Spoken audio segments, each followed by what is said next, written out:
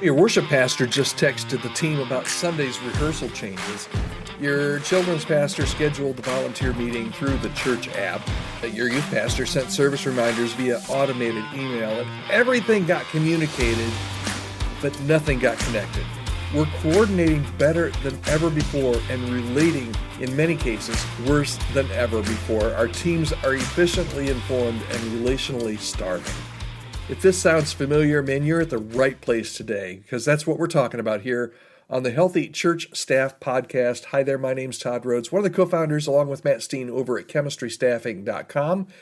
And what we're talking about today, this is happening in churches everywhere. This week we're talking about the human touch. We're doing a series on AI, automations, all different kinds of things that I actually love and implement every day in my work at Chemistry Staffing. And I realized that AI and automations and all of these kind of things they're available in churches right now. And we are just identifying them, thinking, oh, this is cool, but we're not really thinking through what we're automating, why we're automating, and what that actually does to our ministry work. So that's what we're talking about today. Today, I want to talk about something I call the automation drift, okay? AI schedules our meetings absolutely perfectly. We've got apps that coordinate our calendars absolutely flawlessly, texts that handle our logistics, sometimes automatically, and nobody's talking anymore. We're losing the art of the random conversation, the skill of reading somebody's tone that you can't get through a text or an email or a notification in an app, the gift of an unexpected check-in. And here's the problem that I don't really hear anybody talking about. Your staff can coordinate a complex event without saying 10 words to each other. Let me repeat that, because that might dig in, maybe with some of the things that you're doing even. You can now, with AI and automation, in many cases, coordinate a complex event. And by complex event, it could be your Sunday morning. You can schedule everything, everyone, make sure everyone is confirmed and where they're supposed to be. You can do all that online without saying 10 words to each other.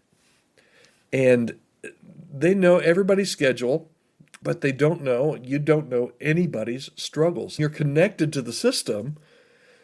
Everything's getting done. Matter of fact, everything's more efficient today than it was 5 years ago. You're connected to the system, everybody is, but you're increasingly disconnected from each other. The younger staff never learned to build relationships without technology. Think about that. If you hired somebody they're tech native and they know all the tools, they know how to connect everything, they know AI better than you, they know words they know these large model and Claude and all the things that open Claude, all the things that maybe you've never even heard of. The younger staff knows about it and they know how to use it. But because they've grown up in this technology era, they may have never learned to build relationships without technology. And at the same time, your older staff, as they start to use these tools, forget how to connect beyond just the logistics of getting everybody where they need to be. Everybody's efficient, but nobody necessarily is close. Now, listen, efficiency isn't evil. Efficiency is a great thing. Technology is not the enemy. AI, I know some churches and some pastors think AI is the enemy. I don't think that AI is the enemy.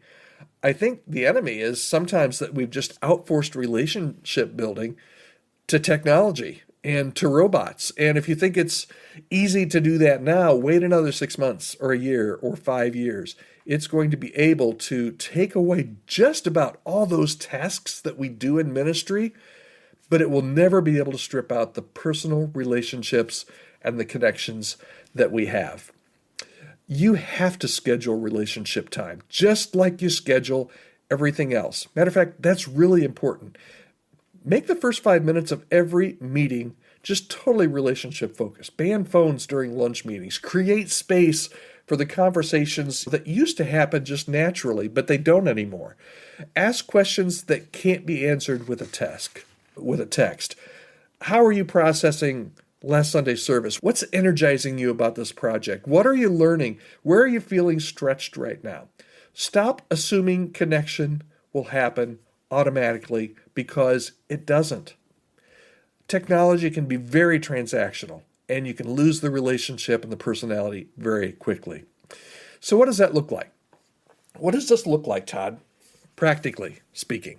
It could just be, according to how far you maybe sunk down into this hole already, could just mean that you need a relationship reboot, right? Institute phone-free Friday afternoons for your staff. Have them put their phone away. Walk to somebody's office instead of sending that Slack message. Replace one weekly email update with a face-to-face conversation. End meetings 5 minutes early and use that time to actually connect. Ask follow-up questions to the follow-up questions to the follow-up questions.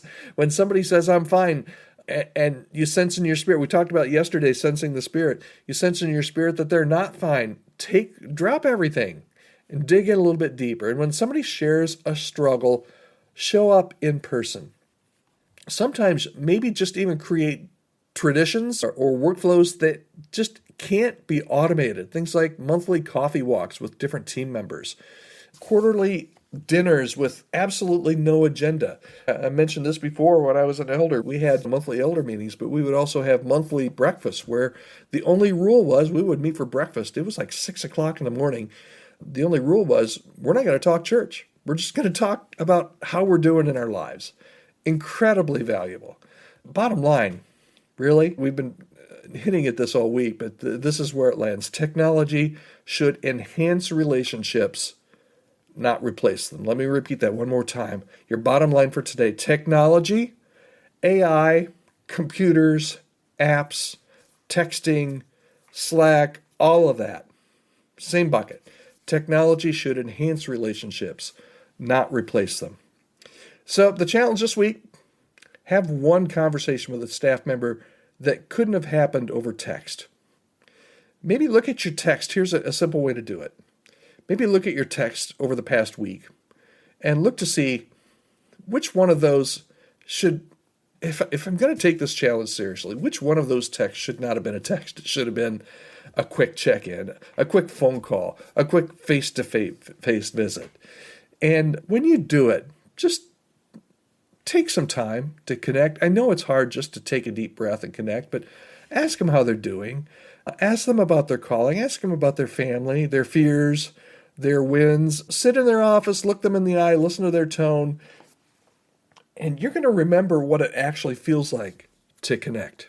But your team needs you to be more than just a coordinator. They need you to be more than just the person that tells them where to be and when to be there and sends them a text or a Slack message. They need you to be human. And that's something that AI can never automate. I hope this has been helpful for you today. We're in the middle of a series I'm calling The Human Touch. 2 more days of this, and I hope that you'll join me again tomorrow. Tomorrow, we're going to be talking about, let's see, what are we talking about here? Creative problem solving that AI cannot ever touch. You're going to want to listen, so I hope you'll join me again right here on the Healthy Church Staff Podcast. Have a great day.